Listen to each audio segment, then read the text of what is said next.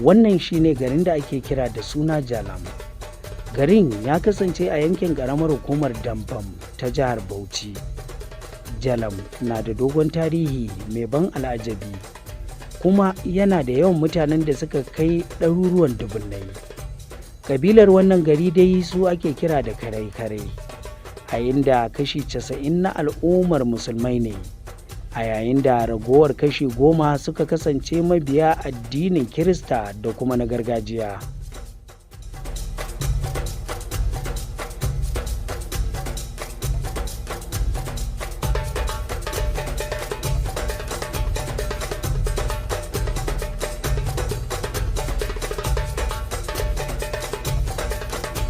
Kare-kare tribe ce wanda Allah ya yi ta da nema. Mutane ne manoma, mutane ne masu hazaka, mutane ne masu zumunci da kuma zaman lafiya. In dai abu ya taso kamar na ɓangaren magana ne ko faɗan gaskiya, shi baya wata-wata. Duk in kaga ana wani abu na rashin gaskiya to babu kare a ciki. Shi ko kai waye ne zai faɗi laifinka, kuma zai faɗi abin zai faɗi gaskiya akan abin da take faru. Haka muka samu abokan al'adar barkare da kuma kare kansu. Kowa da irin nasa al'ada din, wani rigansa daban, wani abincinsa daban, wani kayan aikinsa daban, kowa da al'adansa. So al'ada abu ne wanda ya kamata ka rike. Matasa in ba su rike al'ada ba, to wata rana fa gaskiya me za su yi tun kafo da shi. Ba za ka ce kai ba karkare ba, ina al'adanka, ina irin kayanka, ina irin abincinka. Saboda haka kowane al'ada, ko da larabawa kansu, turawa kansu suna da al'ada. Inda wanda suke da al'ada su yi wani abu ne, al'ada ne, gadansu muka yi tun kakannin. Mu dai mun rike namu, kuma 'ya'yanmu ko jikokin za su rike, Allah da ba za a fasa rike. Kare-kare na da alaƙa da wasu ƙabilu 4 a yankin arewa maso gabashin Najeriya. Ƙabilun kuwa su ne Kanuri, Bole, Bade da kuma Hausa Fulani. Duk wata ƙabila da ta faro daga Borno ta yamma, gaba ɗaya mu daga yamma muka taso. Tushen mu ɗaya, a cikin juna muka fito daga juna, saboda haka babu dalilin da ma wani zai faɗa da ɗan uwansa, saboda duk inda ka duba akwai jinin wani a jikin wani.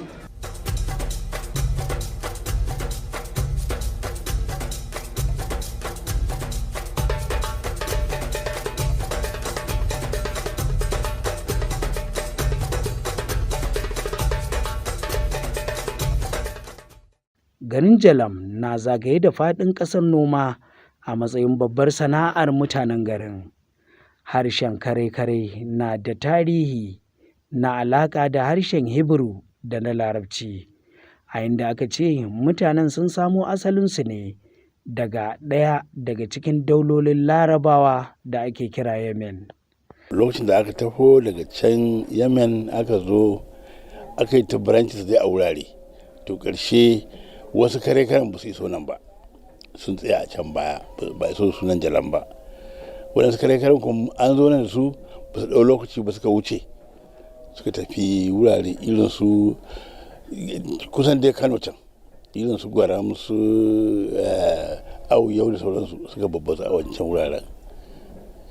To wannan gari kuma ta taho ne a ƙarƙashin Malinkari. Lallai shi Malinkari shi ne taho da kare-kare nan, amma shi bai iso Jalam ba. Ina jin ko a wajen Sudan ne ko ina ne ya rasu. Asalinmu kare-kare maharba ne dama. Ku ji ku tuna kuma ku rike wannan da kyau. Shi kuma babbar kabilan da mu muke tare da su bare-bari ne, Kanuri kenan. Sunan shugabansa a wancan lokacin Sufi, mu kuma shugaban mu Kari. Mu kuma dama mu ne maharban, mu ne jaruman, mu ne in wani rikici ma ya taso mu ake tunkara mu taimaki kowa a lokacin. Akwai sassala, mu Larabawa ne. Wani makarkare, wani wayadin da kuka gaishe a ƙasar nan, tare muka baro inda muke a Yemen. A lokacin Yemen ana irin Funani. Tarihin da ya fara daga Funani, akwai tarihi kala-kala da aka rubuto, aka nuna.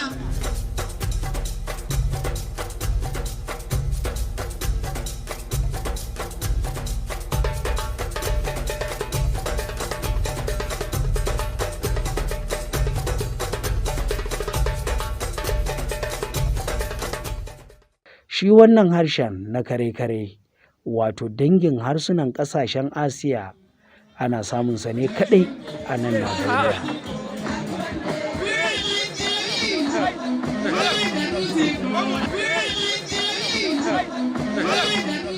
Ta yaya za ka zama bayarabe idan baka da irin kayanka? Ta yaya za ka zama bature baka da irin wannan kayanka? Ta yaya za ka zama balarabe ka wance kai balarabe dole kana da irin abincinka da irin kayanka? Ta yaya za ka zama babole dole ne kana da irin al'adunka da kuma irin magananka da irin kayanka da irin abincinka? Ta yaya za ka zama bakarkare idan ka bar al'adunka? Me za ka faɗa? Yaya me kare karancin? Biki ne wadda akan taru a yi zumunci, wani sai ka shekara 30 ba gan shi ba, amma a sanadiyar wannan biki in Allah da idan ka zo za ga mutanen da ka shekara kamar 10 ba gan su a wannan bikin. Dan duk wani barkare a duniyar nan da wannan bikin yake alfahari. Jalaban da gurin haɗuwar mu nan gurin su muka haɗu gaba ɗaya nan gurin mu zauna mu faɗi damuwan mu ga meye da damuwan yaran mu ga ya za mu maintain culture namu yaran mu tabbatar yaran mu yana nan bai bata tsakanin jama'a ba. Al'ummar kare-kare sun kuma shahara a fagen farauta da noma, waɗanda ake samun su a jihohi 6 na shiyar arewa. Jihohin kuwa su ne Yobe, Borno, Taraba, Gombe da kuma Jigawa, tare da Bauchi, wato jihar da daular Jalam ta kasance a cikinta. Asalin kare-kare muna tunkafo da wannan guri na Jalam, don duk wani kare daga nan ya fita muna da ganuwa guda 12, wanda duk wanda ka taba shi a waje mun san Jalam, amma mun dawo cikin Jalam kowa san ganuwansu. A duk faɗin duniya duk inda bakarkare yake, garin da yake tunkaho da shi kenan a matsayin tushe da kuma asali.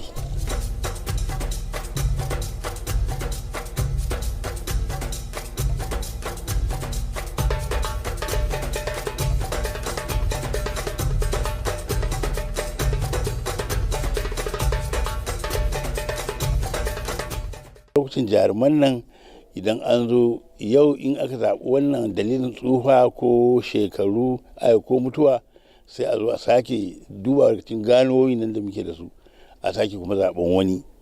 To a lokacin a gaskiya ba kowane bakarkare ne zamu da mulki ba.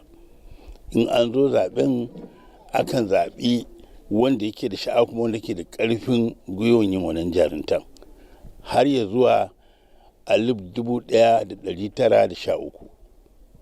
To a wannan lokacin wanda ya zo na ƙarshe a cikin jarumai da ake ambata shine Nyako. To Nyako nan bayan turawa sun zo, to aka ce to za a mai da wannan wurin ya zama to garin hakimi. To aka yi da shi dai akan ya zama hakimin, ya ƙi yadda. Aka ce a cikin yaransa ya bada wani yaro wanda zai yi, nan ma a gaskiya yaran sun yi ƙanana, ba wani yaransa da ya isa. To shine ƙarshe ya bada, aka ba shi umarnin to ya nemo wani. To shine ya tafi ya nemo, akwai wani ɗan kawunsa an ce da shi Ari. To 1954 shine aka taso daga tsohon garin Jalam, bayan fari nan take yanzu aka can, aka dawo nan, aka zo da bature ana ce shi Marshal, aka zo aka tsatsaga wannan layuka tare da tsohona wazirin Jalam mai rasuwa Aliyu. Al'umma ce babba wadda mu muka bari a tarihi tana so ta shafe mu, ko kuma al'amari na ƙasa tana so ta shafe mu. Babban abin sha'awa da ƙabilar kare-kare shine wani bikin al'ada da suke gudanarwa a kowace shekara, wanda ake kira Balabara Majalam.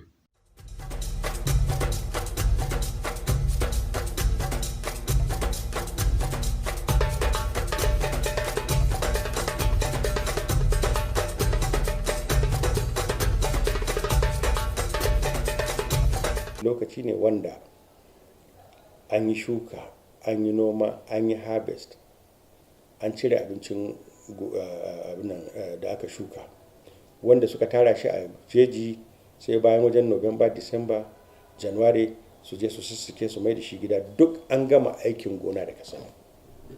To a lokacin kuma sai a zauna, sai a yi taro na godiya wa Allah da ya bada damuna mai albarka, aka gama lafiya, kowa ya kwashe abincin sai koma gida. To kuma bayan noma, kasan yawanci akan tafi farauta. saboda ya je ya nemo namun daji. To a lokacin jeji ne mai yawan gaske, tunda abin da ya daga Maiduguri kayo Yobe kayo Bauchin kayo Jigawa duk jeji ne shimfiɗaɗɗe a gudu. To sai a declaring a shiga neman abin nan. Kaga dai babu wanda zai kukan an ɓata masa abinci ko kuma an shiga gonarsa ko an masa lalata. Ita dama ainihin abunan ɗinta a haɗu a haɗa kai aiwa godiya ga mahalicci in shekara ya kewayo, domin duk abin da kai Allah ne halicce ka kuma ka gode masa. Don da yawanci duk a ƙasar nan abin da muka gada daga noma ne sai kiwo. So a ƙarshen shekara dole ne bayan an yi girbi an tara amfanin gona sai a zo a godiya ga mahalicci, kaga ɗaya kenan. Na biyu kuma za a zo a yi zumunci. Matasa yadda al'amura na rashin zaman lafiya ya addabi ƙasar nan, dole ne a haɗu, al'umman kare sun haɗu, za a ba da shawara a matasa a lura, a yi karatu, a riƙe addini, a yi noma, a yi kasuwanci, a yi kiwo, kuma a guji shan ƙwaya da kuma maye. Da kakanni da iyaye aka mutar ake ma'anarsa shi ne idan bakarkare yana ko ina idan ya shekarar lafiya ya yi lissafi ya tada yin sunan nasa zai so ya tare al'ummarsa don ya yi godiya an shekarar lafiya, kuma idan ya yi godiya an shekarar lafiya mako kuma zai gargaɗi wa jama'a cewa duk inda bakarkare yake a duniya ya zauna lafiya da gwamnati da take ci a wannan lokacin. Kar kuma mu samu wani ɗan bakarkare ya shiga cikin wani abu na batanci ko na wani cin bayan wani ko na wani hade-hade. Duk wani bakarkare a duk inda yake a duniya, wannan rana ce ta farin ciki wanda muke tunƙaho da shi, kuma kowane bakarkare yake alfahari da shi, kuma rana ce da ba za mu manta ba. Kowane bakarkare yana shauƙin zagayowar wannan rana don ya zo ya haɗu da 'yan uwansa su yi zumunci, su gaisa, sannan kuma mu yi showcasing irin al'adu da muke da su. Bikin Balabara Majalam yakan kasance lokaci na taruwar fiye da kare-kare 20,000 a wannan daula. Idan lokacin farauta in yi akwai abu da ake bugawa, kowa in dai buga gani zai je ya ba gayya, ba sai an yi gayya, ba sai an kira ka ba. Har kawo yanzu kuma? Har kawo yanzu. Yawanci taron da ya gani ba a gayyaci mutum. Idan al'ada ba naka bane, mafi alheri a gunka ka kare wanda ka ga na wani yana yi ka mutunta shi. Kaga kamar na kare ni kai na da kafin na zama a cikin su na ɗauka wani abu ne na Allah, sai na gane cewa abu ne kawai na al'ada. Shi ko al'ada an yi da shi a addini, wanda ya karo da addini sai a cire shi a yau. Za ka ji suna faɗa su abin da suke faɗa al'adarsu. Yanzu kamar idan mutum ya yi shuka ya yi tsoro, ya ga wanda ya girma da wuri sai ci ai wannan za ta zo wanda abin da farko suka yi kika. So al'ada a yadda yake kamar na kare wanda muka zo yanzu, al'ada ne wanda yake da abubuwa da yawa da mutane ya kamata su koya. Amma in baka da shi, kar ka zagi na wani, kar ka rena musu al'adarsu, ka je ka ji tausayin kanka don baka da shi. Wannan matashi wanda ya sanya rigar farin saki ya kuma ɗaura ƙugunsa da igiyar kaba, sannan ya ɗora ƙasar shuri a kansa, shi yake kira da suna Makwi. Makwi shi ne ke riƙe da matsayin yanke hukunci akan nau'in kayan gonar da za a noma a kowace shekara ga dukkan wani bakarkare daga jihohi 6 da suke rayuwa a cikinsu a matsayin tushen bikin na shekara. Ba wani abu ne shi Makwi idan ya zo, ba wani dabar ba ne, ba wani tsafi na zamani ba ne, a'a. Shi kansa abin da yake ba wani abu ba ne, shuka wa'annan abubuwan yake. Wanda za a shuka ana ba da ruwa, da wanda za a shuka ba a ba da ruwa. To daga cikinsu idan sun taso, a kasan dole in kai shuka da wanda zai tsoro. To wanda ya tsoro ya fi yalwata, to sai a yi azumin a lokacin idan an yi shi za a samu yabanya a kansa. Na wanda kuma babu ruwan a kansa in ya fito shi ma, to shi zai amfani da psychology ɗinsa ya gani in an samu ruwa mai yawa ga irin da zai fi amfani. Idan ba a samu ruwa mai yawa ba, ga irin wanda zai fi amfani. to shi ne sai a gaya mutane sai a duba. Ba wani tsafi, babu wani yaudara, babu wani ƙarya a cikin magana. Practicability ne na abin. Akan yi amfani da wannan dama a kira dukkan al'umman kare-kare musamman matasa da cewa lokaci ya yi da za a fita kuma duniya da neman abinci, wato neman na kai. In an zo shi makui zai musu gargaɗi wa yara akan cewa to gaskiya fa yanzu lokaci ne ya kamata kowa ya je nemi abin kansa, amma banda sata, banda wasu abubuwa wanda ba masu kyau ba, a je kowa kuma in Allah ya kawo mu kusa da wata damina kowa ya dawo gida ya zo yi aikinsa a gida.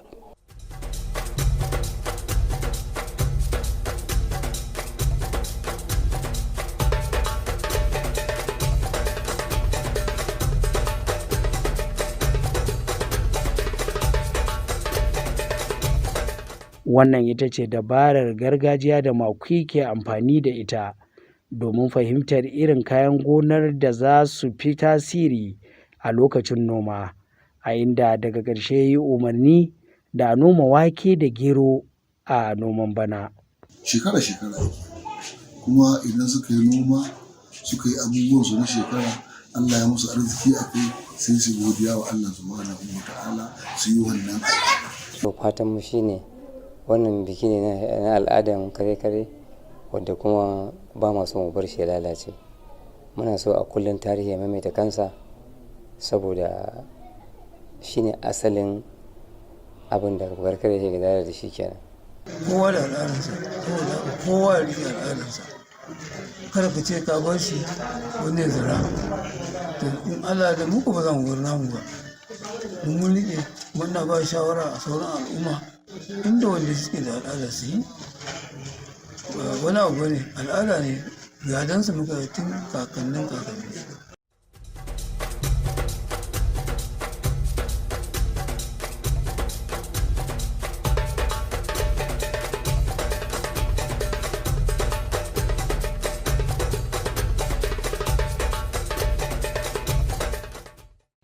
Al'ummar kare-kare masu tarihin fiye da shekaru 3000 suna da nau'o'in kaɗe-kaɗe na al'ada, tarihi da kuma raye-raye waɗanda aka gudanar a wannan biki.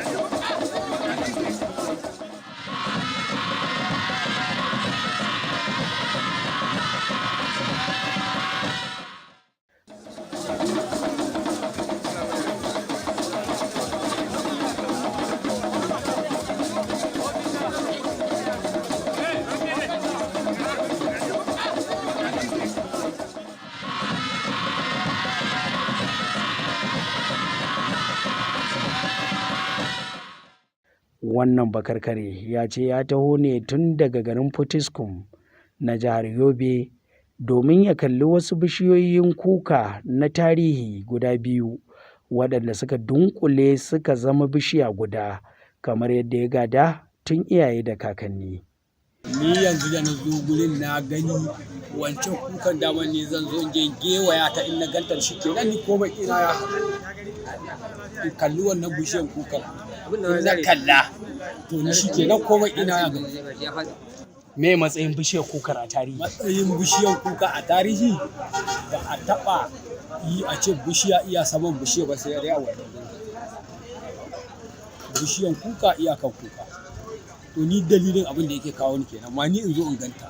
To wannan kuka iyayenmu da kakanninmu haka suka ganta, bisa ga yadda suka gaggaya mana cewa suka yi ɗaya kukar ta da gaurace ɗaya kuma ta jalamce, sa'annan ita waccan ta jalam ta fita ne ba ta dawo ba, sannan ta ragaura ta fada a ƙarƙashinta, da ta dawo ta samo ta sai ta zauna a sama da ita. Saboda haka su wannan kuka guda biyu ne a wuri ɗaya yanzu ma. In ka tafi za a ga alamomin su duka daban ne, da ganyen da komai nasu daban ne. A yanzu ana shan na ƙasa ɗin amma ba a shan na sama. To wane dalili ya sa ba a shan na sama? Wannan ne kuma ni kamar ni ban sani ba, don watakila sai sama da ni za su ba da wannan tarihi.